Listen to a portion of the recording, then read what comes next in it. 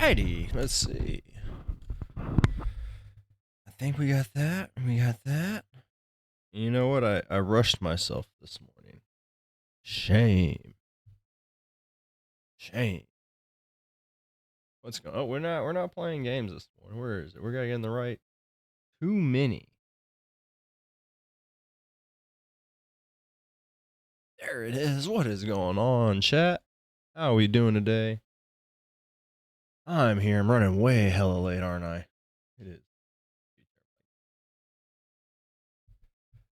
We got a cup of coffee though. Oh, there we go. Oh.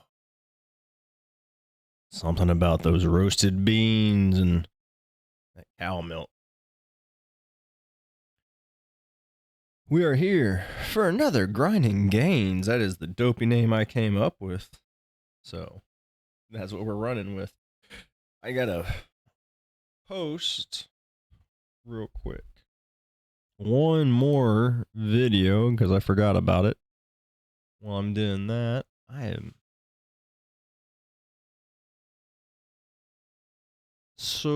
trying to use DaVinci for editing. And it gave me this little error code this morning. And so I was like, well, let me be proactive. I've got 30 plus minutes. Let me get in there and, get the shit working. Yeah, no. Downloaded some driver, and my computer needed to restart, which is all copacetic for me.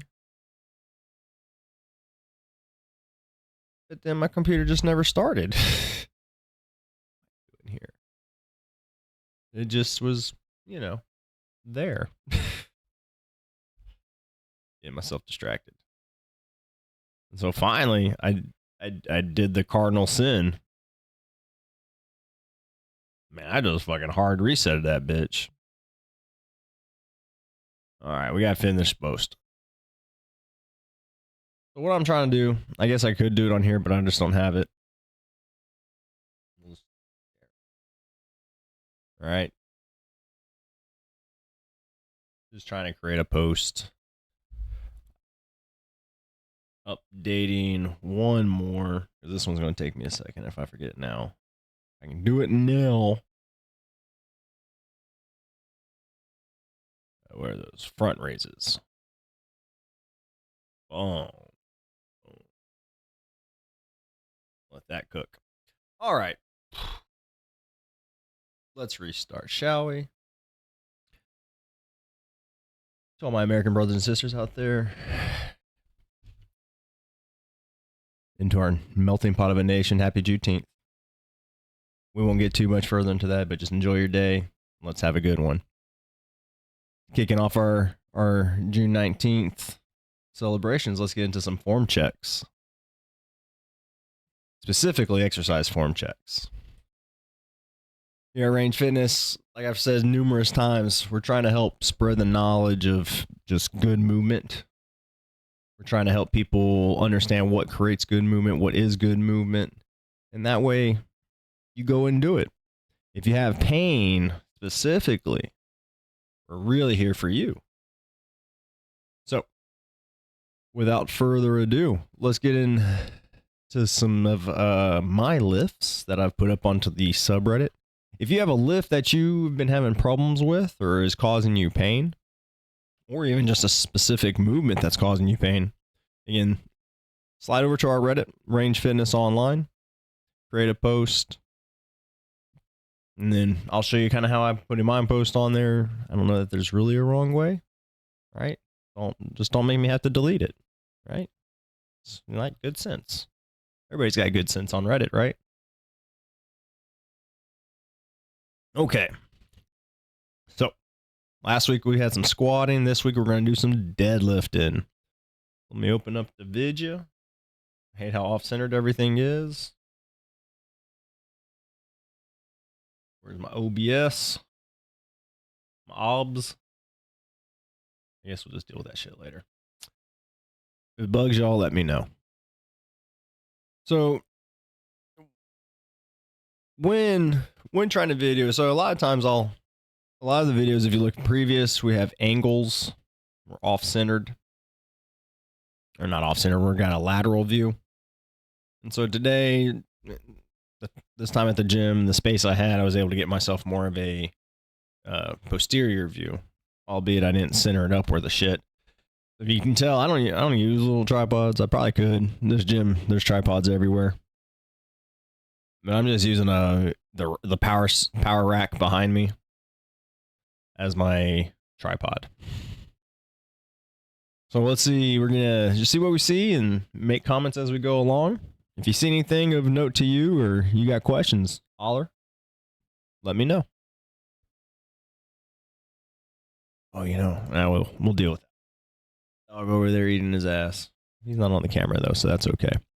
So what I'm doing here is just trying to stack all my joints, get my core and everything's in line, getting everything situated. Now setting my shoulders, working my grip. Call it a hook grip when we try to grab our fingers. And then from here, taking the slack out of the bar and lifting up.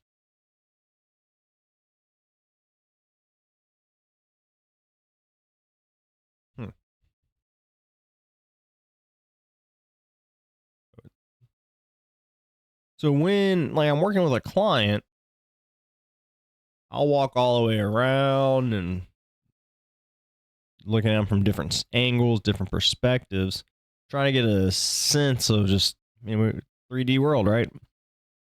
So that's always a little bit of the problem when we're stuck at a fixed angle. Now, that being said, if I'm working with someone online, we'll ask them to move the camera or reposition themselves if possible, whatever's easiest.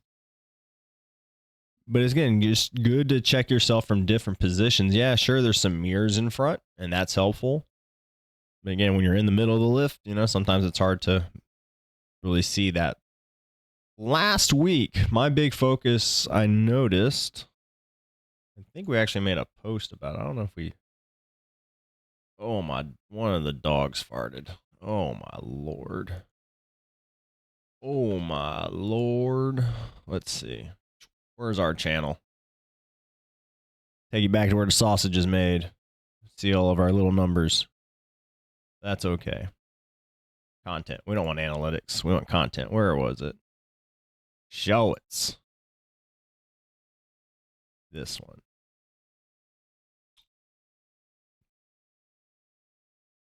All right, and so last week I was looking and I noticed what? Yeah, why? We'll just pause. Actually, I get drawn here for a second. But I noticed again this discrepancy from my left to my right arm. And there's even more when I was setting up for a particular lift or for a particular deadlift. My right arm wasn't even rotated in towards my body. I was very embarrassed. I know I'm saying that kind of silly but no, I was like, oh, bringing shame to my family. Well, it's an only son's job, right?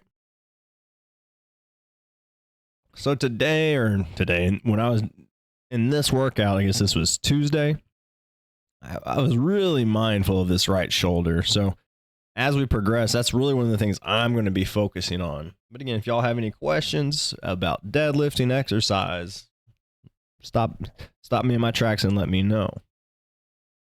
Again, as we get setting up, let's get our snippet tool set. Y'all don't need to see the snippet tool.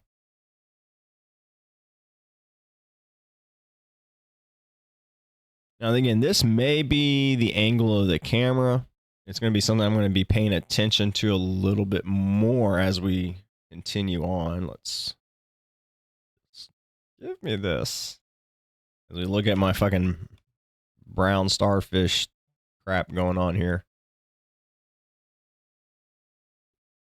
I feel like I have some asymmetry here. Now, this is why we have to watch at it, because as we put this here, maybe it's just my t-shirt is, more caught up here, giving that appearance of asymmetry. But, I want to make sure that my hips are still staying even. especially because I'm so focused on this shoulder here, as we'll talk about a little bit more. Because I'm so focused on this shoulder, it's easy to let other things just take over, as it were. And to that point, that's why I harp with clients to have this mantra, not mantra, but almost like a litany of things that we're doing. So as I'm setting up here, I'm getting my feet position. I'm trying to find that tripod foot, soft bend to my knees, tucking my tailbone. Again, I'm going through a little cat-cow here, trying to maintain that hip hinging, bending at the knees, keeping my shoulders, again, trying to engage my shoulders as much as I can without, again, trying to hold on to that core still, trying to keep that tripod foot.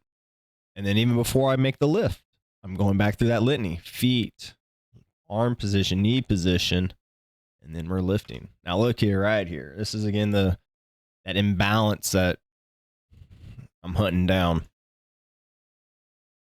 Man, one of my dogs just ripping ass. I didn't say it was you. So again, enhance. So what I'm seeing, right, is, again, more of just a space difference.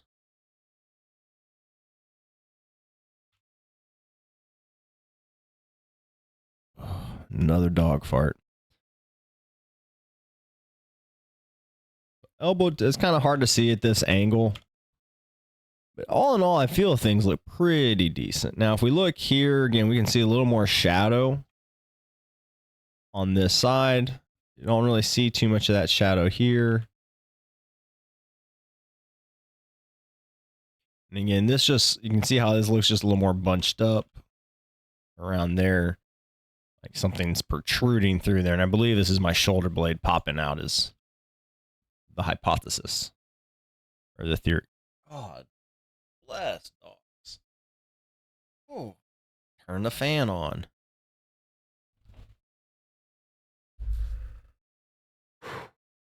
I love having two big dogs. Well, I call them dogs. They're not big dogs. 60 pounds. Maybe they're big. But damn, when they start farting, especially one of them, man, he has the worst farts ever. Uh-oh. Papa J Dink. Yeah. Probably trying to push somebody's cheap viewers. We don't want cheap viewers, sir. Ma'am. Person. All right. We're looking for distinguished people. People of discerning taste. Value shoppers. So, again, back to all this. And my goal is really, again, try to find ways to get my shoulder to suck back down flat onto my ribs, making sure it's not winging and protruding out. Again, just some other cues that I'm looking for is, again, things like the spacing here. Is that staying relatively even? Fucking dog farts doing brain damage to me in here. All right, let's look at these lifts. So again, a good deadlift, in my opinion, is going to be where the hips and the shoulders are traveling as one. And we're, again, trying to really, all of the movement is created through the legs. And I'm hip hinging to start lowering. Let another one out. We got a lot of these deadlifts to look at, but man, damn. Like every time I breathe. Yeah, you stanky motherfucker. Whew. All right, I apologize. Whew. Where were we?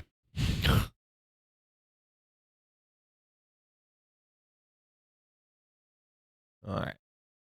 So with a deadlift, again, the idea, the truest sense of the name of the lift is, right, it's a dead lift. So the weight is dead on the ground.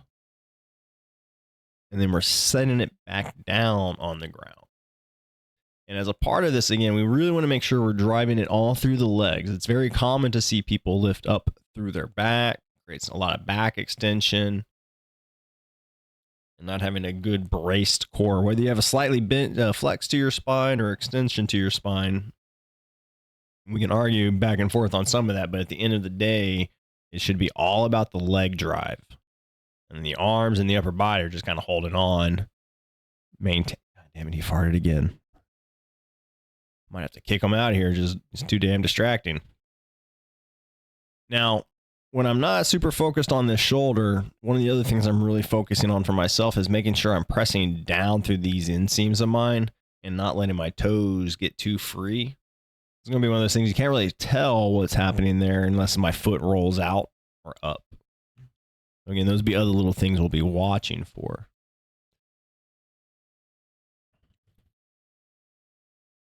So again, on this first one, again, I wasn't aware yet of that shoulder. And so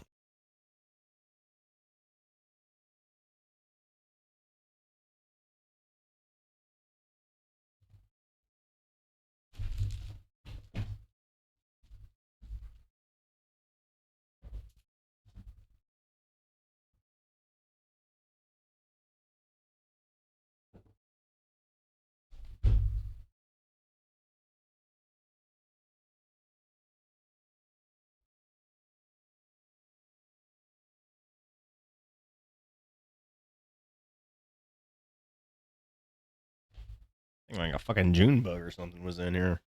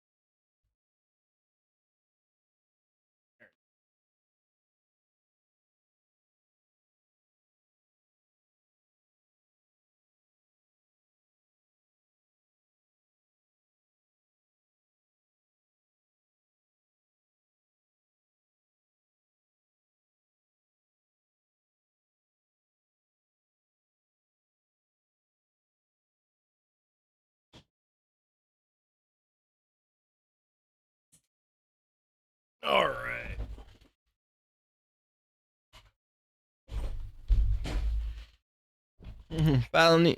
Panelito, what's going on, my guy? Sorry, we had a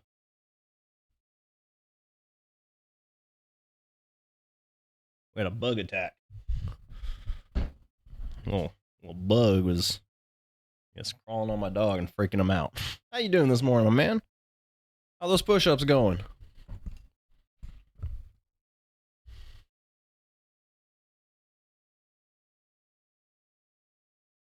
Silly emoji, sir. All right, I have no idea where I was leaving off and talking about last time. The last deadlift, I wasn't really, again, too aware of that shoulder not quite being in place. And so here again, I'm really trying to get a sense of doing something different, if nothing else.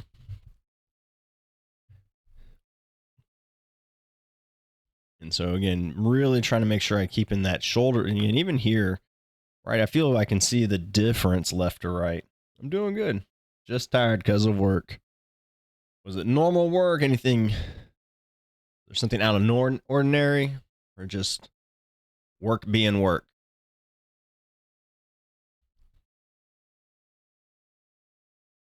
I don't like this. With the green. Right, so again, if we look at the difference here, right, it almost looks like you could lop that piece off. That's how it pops in my mind. And so we look over here on my left side, and we see that nice smoothness, so to speak, to the whole shoulder. Whereas if we peer at this right side, again, we got this little bit jutting up here. And so that's what I'm after. That's what I'm trying to work on. I haven't done push-ups since 2 weeks or so because I want to go for a new PR. So I know this is going to sound like a very smart ass question, and I mean it with no disrespect or distaste. How are you going to get better at your push-ups if you don't do your push-ups? Or maybe I'm misunderstanding what your personal record is. And maybe the personal record isn't for push-ups.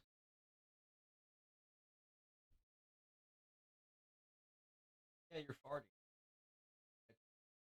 You're farting. Oh man, this dog. If you want to get better at push-ups, you got to do push-ups. So this, again, this scapula, the shoulder blade, and popping up. So we'll continue on with the lift and see how it progresses. And you see me kind of making some adjustments there, and then bam. Oh, both of them look to be kind of winging there. There we go. And just slightly popping up. Nothing too big. Now, one thing I wish I had was more of a centered view here.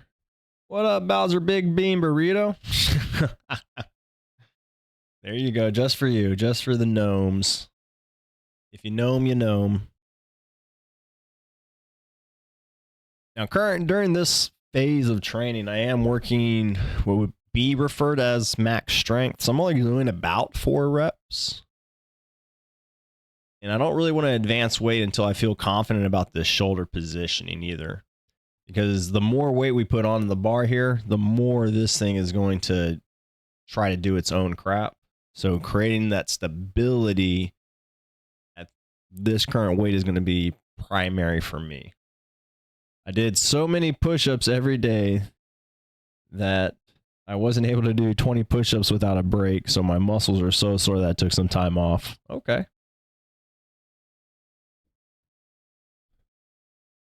So are you going for, when you say a PR, is it like total amount of push-ups within a day or just total amount of push-ups within a particular time period?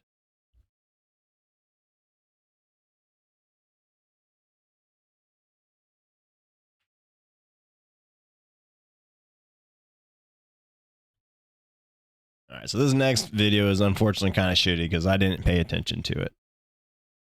50 in a row. God damn, son. That's a good number. So what are your plans to get, like, how do you improve getting more than 50? What's the plan there?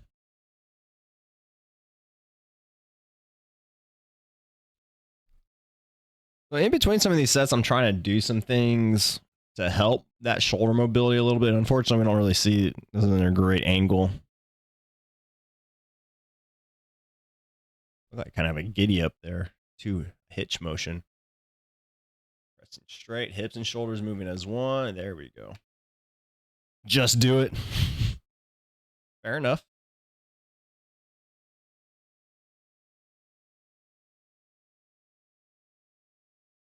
How long did it take you to do the 50?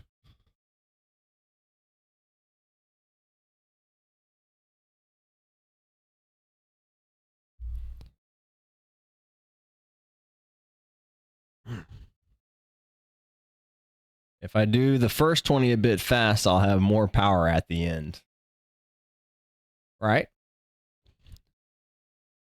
So then are the fast ones the same ones as the end ones? And then is the form, does your first rep look the same as the last rep?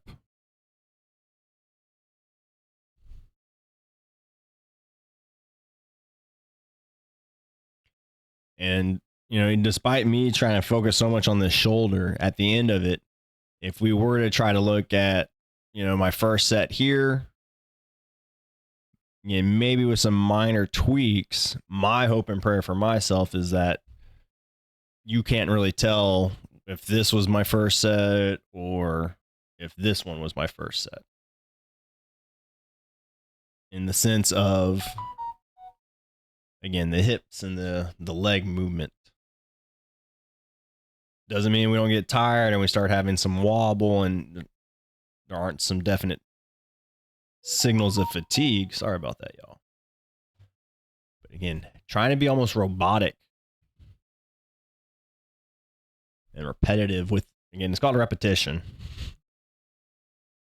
So trying to make every rep look the exact same. You do it that way, How many reps do you get?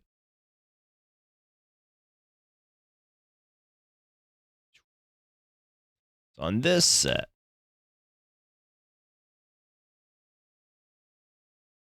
so again, on this one, you'll see me kind of doing, I'm trying to do a little kind of pre-tension, pre-engagement of, again, maybe my lat, little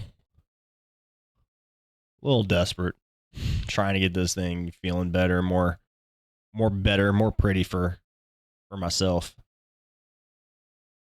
Right there looks, again, I also do this kind of weird overarching trying thing to see how that feels out.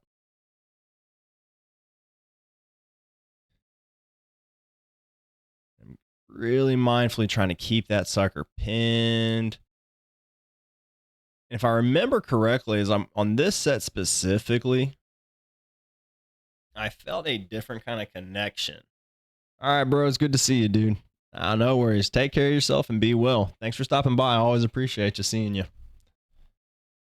Good luck with those push-ups. Let me know how that 50 goes.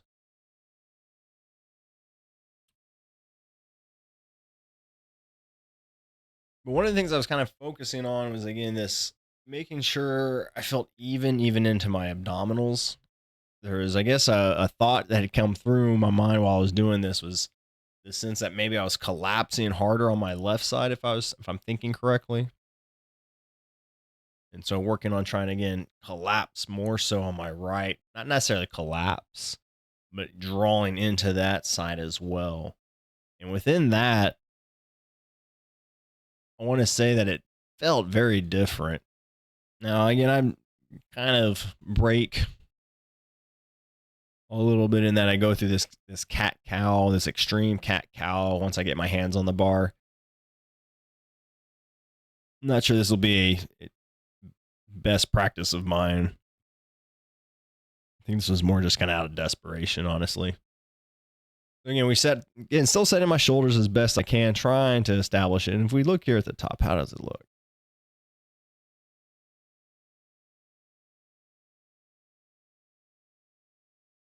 Not too terrible. Again, I can see the elbow tips.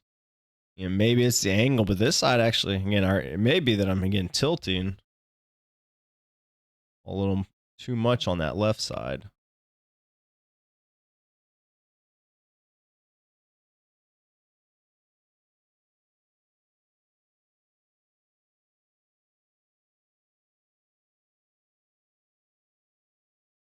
And trying to reset.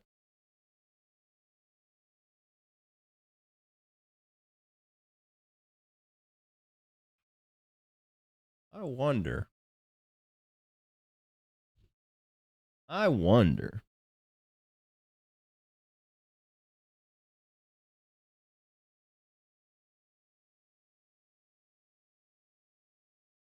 we already got the green. We got the green. We got the green. Yeah. See, my mental quandary is this the same as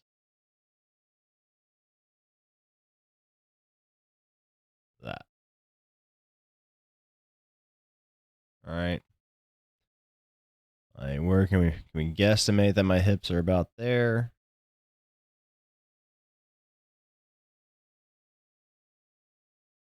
That's not even.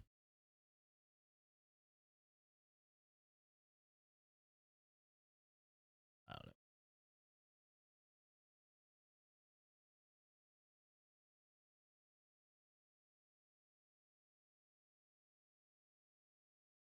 And just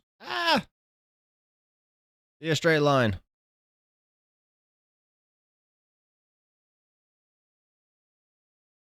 It's like there's very minor things that I'm looking at for myself, but these, again, if you're having pain, these are those things that can really set something off. Now, granted, most people who are going to be having pain, there'll be a greater shift, a greater observable difference. But the observable difference to me in my eye is still this shoulder blade and how it's very different than this side. And then in some of the elbow, some of the other, like, see, even if we look here, right, I still feel like this elbow looks a little more that way, where this one looks like it's coming more at us.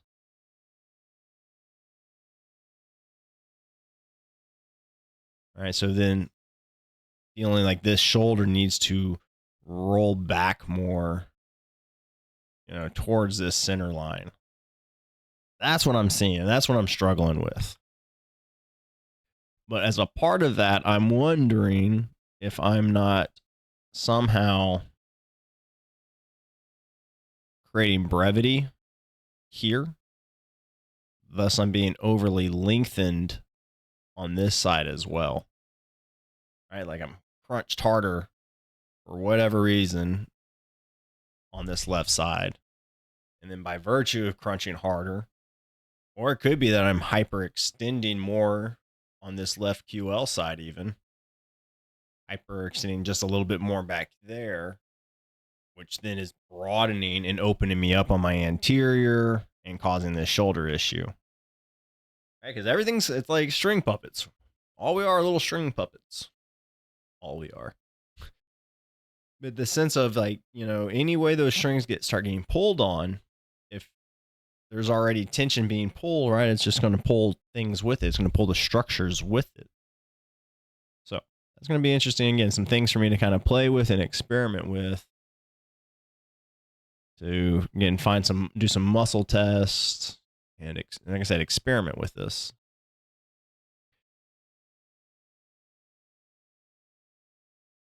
Now, when we're working deadlifts, and when I'm working deadlifts, and I encourage anybody that's working deadlifts, I hear the argument is, well, it's excessively fatiguing to set the weight down. Now, I turn off the music or the sound on these because I don't ever know what the hell this radio is going to be playing at the gym. But yes, lifting up the weight is impressive and is part of the lift. But as best as you can, be as equal speed down as you do on the way up. Bowser Big Brain Burrito. Always with the interesting emojis, sir. Or ma'am. Person. But really emphasizing that sense of when we lift the weight, having a smooth lift, not feeling like a pop. Right? So we've taken the slack out of the bar. But then again, as we set the bar down, do you feel one simultaneous setting down of the weight? Do you feel a thud? Or stair stepping it down? One side's hitting first. Maybe you notice that you rotate the bar into one side more than the other, right? But when we're going slow with it, you can control the descent, but just don't let gravity take the fun away. Don't let gravity do all the work for you. And this will help you in twofold. One, again, you're controlling the weight. And so you can really try to drive. And that's one of the things I'm working here. You can't see it necessarily from this angle. But last deadlift review I had of myself, I felt my knees were shooting out too soon. And so today I'm really trying to get my hips to travel back, keeping my knees out of the bar's path for as long as possible as I lower the weight.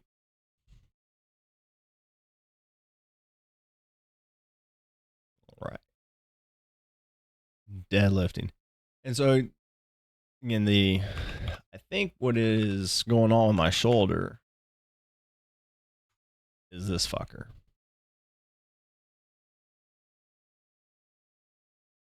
The old subscapularis. Let's see here.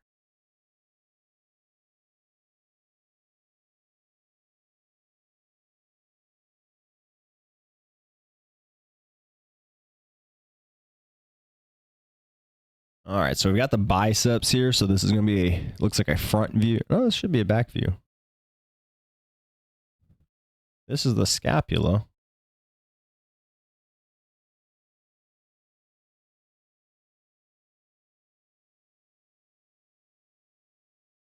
I don't trust this one. I don't like this one. That one looks like an AI image. We'll talk about that here in a second. Here we go. Subscap. Better. We'll use this one. That looked like some bullshit AI image.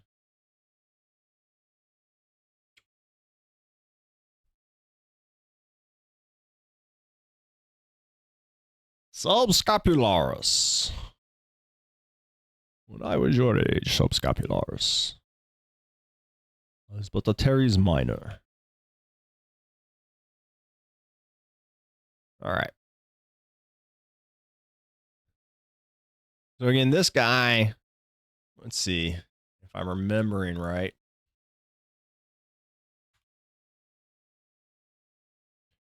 So here we go. This is even better. This is even better. And then my dog farted. So insertion and origin, right? So pulls the I to the O is what I remember.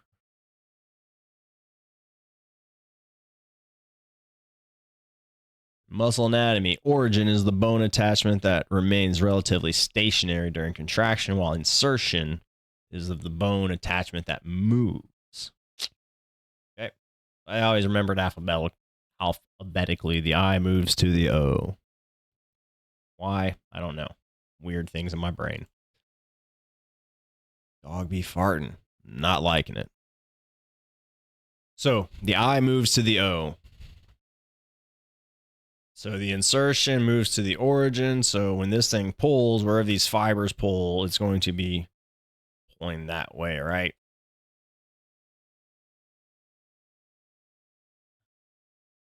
So and the way this thing's going to pull is it pulls our shoulder.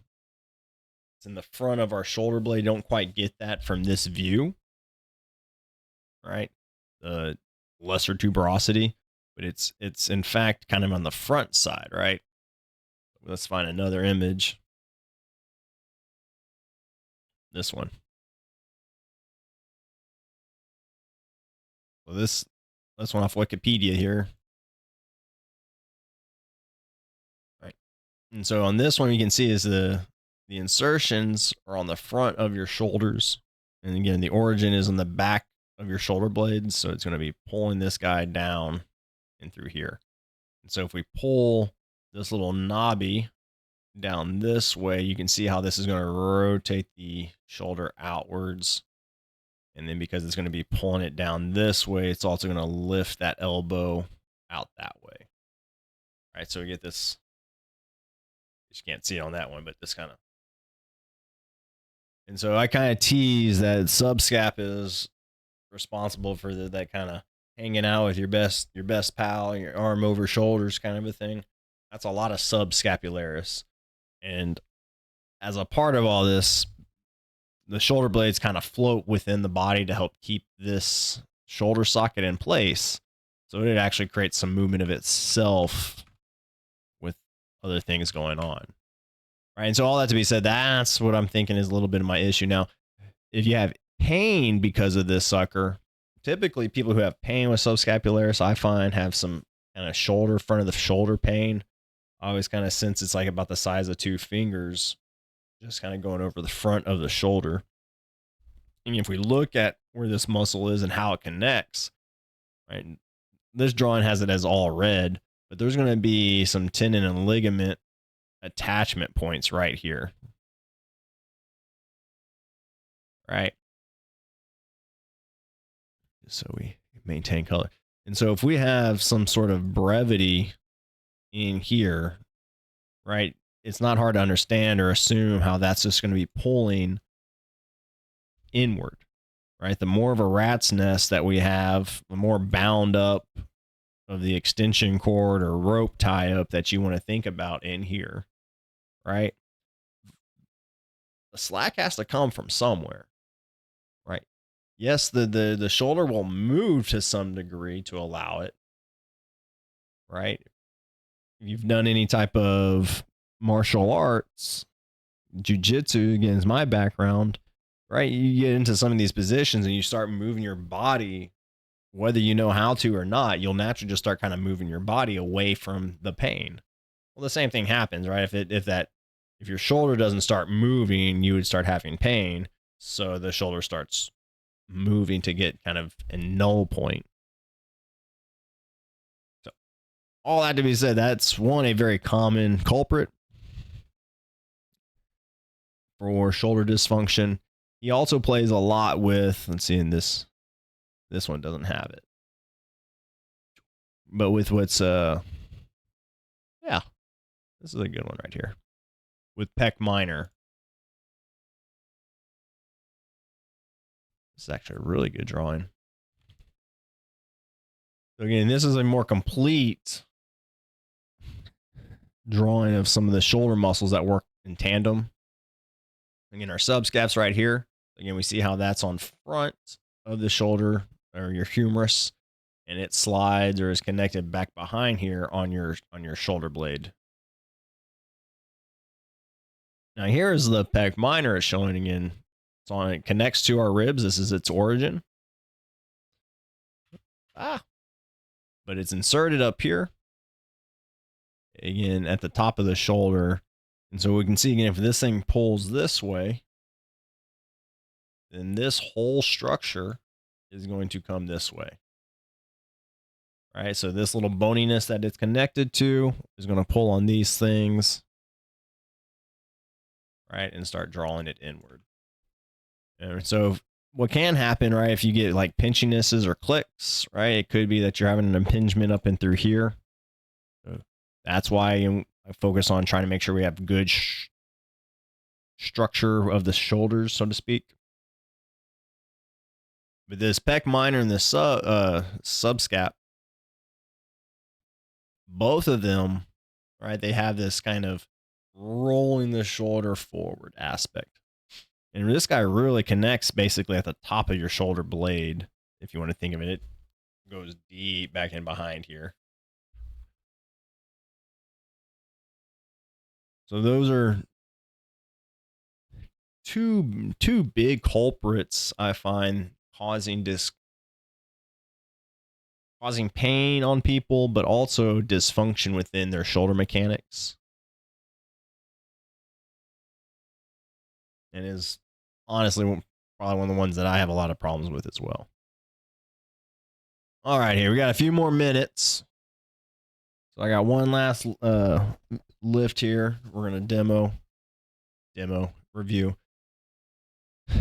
So this is a kind of a superset I was finishing up with today, or on this day, and part of it I defaulted or audible to this because of that right shoulder, and trying to do some things to help improve its functionality, if you will, help try to get it to sit in a good position. So I chose to finish up with farmer carries and front raises. So I'm using the farmer carries because, again, with my arms down by my side, all that's going to be in its strongest positions, really. So, also give me a chance to maybe really fatigue out some of the overactive guys.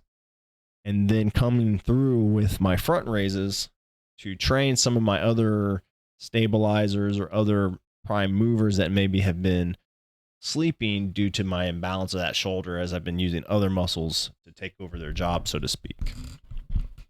So we're just going to see the farmer carry as I pick them up and walk away, because I don't have a camera crew and, ain't really anywhere else to do this in this gym. So as I'm setting up, you'll notice I'm already engaging my core. I'm trying to use a good squat or hip hinge technique, whichever way gets me to the ground. Now, with the weights being this low, very likely going to have to bend the knees. You may have to lift your heels up even, but still practice as best you can, finding that neutral spine, creating movement about your hips and knees rather than just collapsing through your back. And once I get down there, finding my grips, and then using it again, thinking about, I go back to the idea of a standard shift car.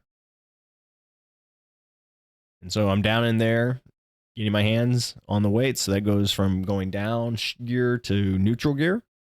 Once I got the weights in my hands, then I'm going to shift gears into drive to stand up mode. And just like a car, once you're in gear, you don't necessarily just need to punch the pedal through the floorboards, right? What happens if you do that? You just get this kind of like herky jerky kind of a thing.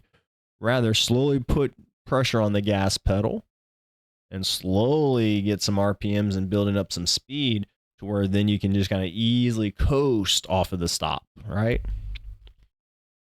So that's that idea here. So as I get standing up, just some fine kind of tuning as much as I can, really, and trying to get the sense of my shoulder staying back, making sure I'm not jutting my head forward or any other compensations. And what you don't notice is I'm also having a mirror that I'm looking at to kind of help with this. Now on farmer carries, you'll notice here is I have my hands in front of my shoulder, of my hips, my elbows trying to be as in line with my shoulders. And this is all about, again, trying to get my shoulders to externally rotate, to be in a good externally rotated position. And when I put my arms slightly forward, this again is going to require my delts to be active. It's going to require that upper pec to be a little bit active. And so I find that it just helps get a lot of things engaged within these kind of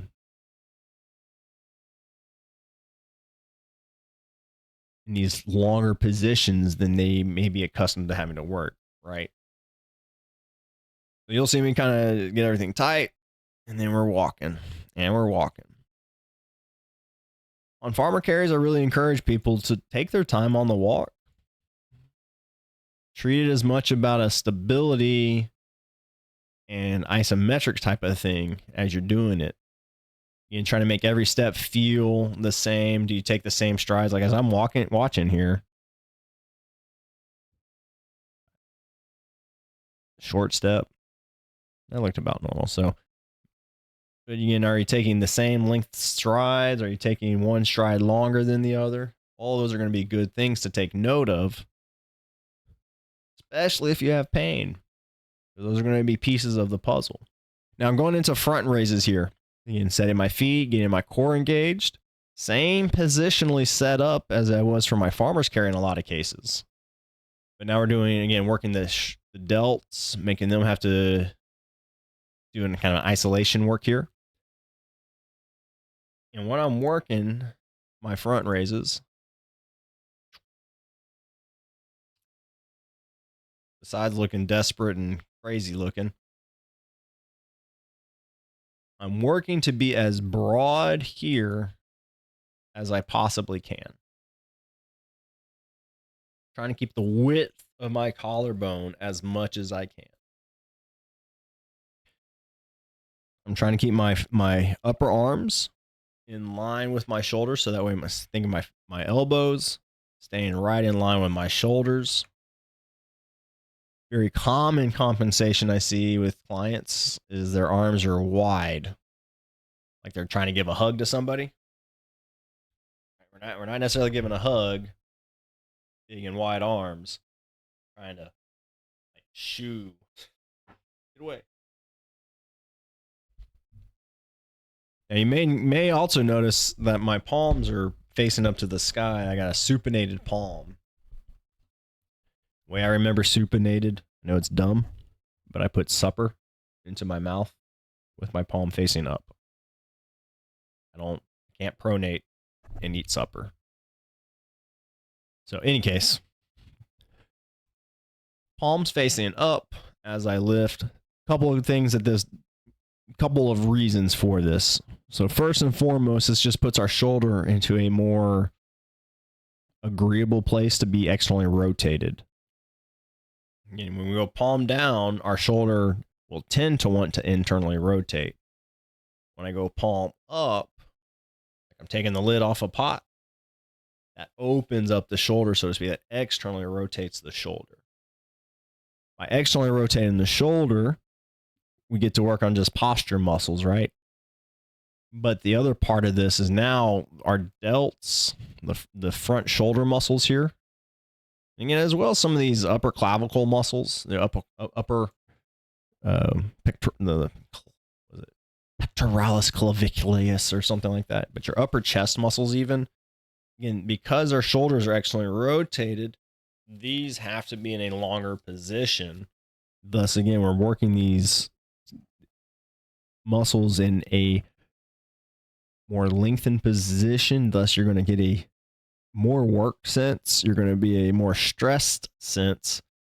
But because we're working in good overall anatomically appropriate positions that are traditionally not places we spend a lot of time in because we are anterior creatures, this helps rebalance our shoulder mechanics so we don't live in pain, so that we don't develop pain, so that we keep doing the shit we enjoy doing, like jujitsu or, hosting really bad podcasts, streams, whatever the fuck this is. So whenever I'm working with clients, I always aim to have them do this supinated version of front raises. If you're unable to, for whatever reason, right, neutral grip works. If you don't have the range yet, working neutral grip and then advancing into supinated as you get the shoulder health, as you get the mechanics. So let's see these front raises now. And I'm just using 5s on these, and these 5s, they are plenty for me. Now, one thing I've noticed for myself is I really like to get myself a little bit of a hip hinge on any type of standing, like bicep curls or even on these front raises.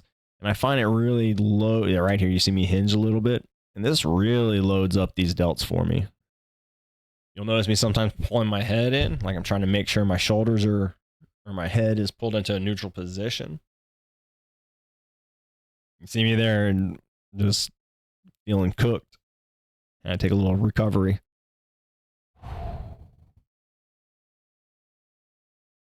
And let's see again are we seeing dysfunction on this right side? Do we see how this right elbow, looks like it went a little higher, that one. Is it rotating out? See me wiggling down here? Interesting thing about that. I don't know that I'm doing it. Think about the last time you may have hit your thumb with a hammer. Think about the last time you stubbed your toe or maybe closed a finger in a desk drawer or something like that. Besides cursing and swearing and hollering at the world, you very much likely started shaking it or moving the limb. But why?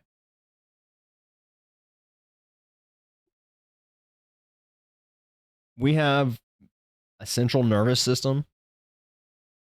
It is a one-way highway. So what that means is, as pain, fucking goddamn emojis browser, but as pain or discomfort starts coming into the brain from the injury or the offense, so to speak, will shake, and that movement will hijack the pain signal. The signal from the brain to say move interrupts the pain. So I feel to some degree that's what's a little bit of what's happening here is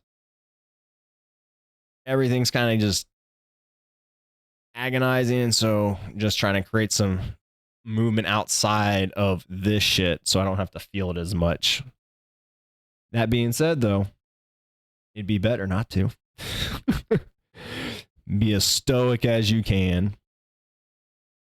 I think I did this twice for the workout. I think time was a factor on here. And if you want to go heavier with the weights, that's fine. But I really encourage you, see if you can't keep your elbows underneath the shoulder. Or do you find that if you go heavier on your farmer's lifts, and this is where I think people do themselves a disservice with farmer's carries. They're called heavy farmer's carries. Well, heavy's always relative, remember. But can you keep your elbow joint under the shoulder? Right? Most, I find, when they go into a heavy farmer's carry, are going to go into with their elbow back here, such that that weight is more under the shoulder.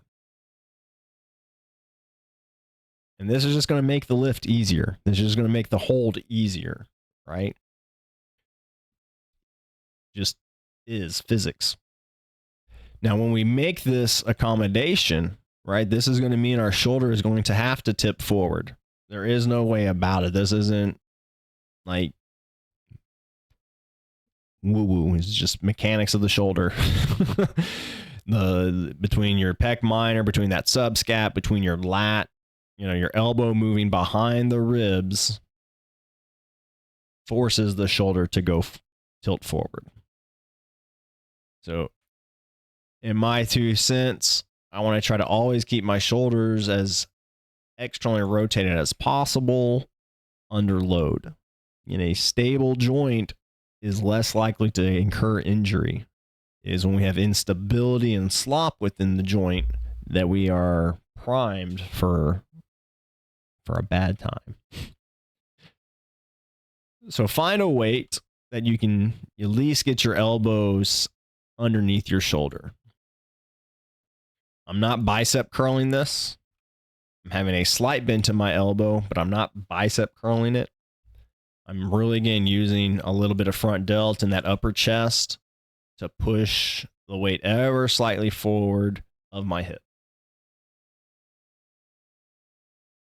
Doing this just makes the lift so much more intense for my upper body, for my core engagement. Still getting grip work, still getting, all of that fun. Is it lighter? Sure. But at the end of it, it's just as stressful, I find. Again, we have our little wedding march. Setting them down as easy as we picked them up. Now, the other part of this, right, is, again, I'm trying to hopefully fatigue out some of these other things so that way I can really try to challenge the range of motion with these front raises while still maintaining that good shoulder integrity. Now, you don't see it on here as easily, but I'm also not allowing my elbows to go, again, past my rib cage. And this, again, is keeping everything in tension. Not giving these little respites until I just kind of tap out for a moment. All this is just helping build in that idea that the dead spider or pancake dead spider test that we've talked about before on stream. But a muscle, or our muscles, are going to adopt the position they most recently used. And so trying to get all of these muscles to be active in this good posture position through all of my efforts, really. But even on these like last exercises, I find is one of the best things we can do to help really cement good posture, especially after we've done a good workout. And that's it for today, y'all. I know it was kind of boring in the sense that we had a bunch of deadlift videos and a lot of them were all the same. I'm going to try to do a little bit more focus on my shoulder rehab, so to speak, and trying to see how that progresses for our next sets of deadlifts. And then get maybe a few more variety of exercises in there as well. If y'all got any questions for your own lifts or your own exercises, I highly encourage you, mostly for variety's sake at this point, submit it up on Range Fitness Online. The whole point, Paul and I want to make money and retire and, live some 2% lifestyle. I think as most people may, maybe not. But in any event, we really do believe that human movement should be not kept behind paywalls and such. So if you're having pain with your exercises, or if you're feeling something doesn't feel right to you and you're looking for some help or assistance, slide on over to our Reddit, send us upload a post, and I'll review it on these Thursday mornings. If you're having specific pain or something of that nature, holler at us and we'll put it up on the PB&J show. And we'll get Paul and I both looking at it and giving our 2 cents. If you want something a little more private and intimate, so to speak, slide over to our website, join one of our email group, or, reach out to us directly from there. I got work this morning on top of everything else, so I'm going to call it early today. Big bean breeder, Bowser.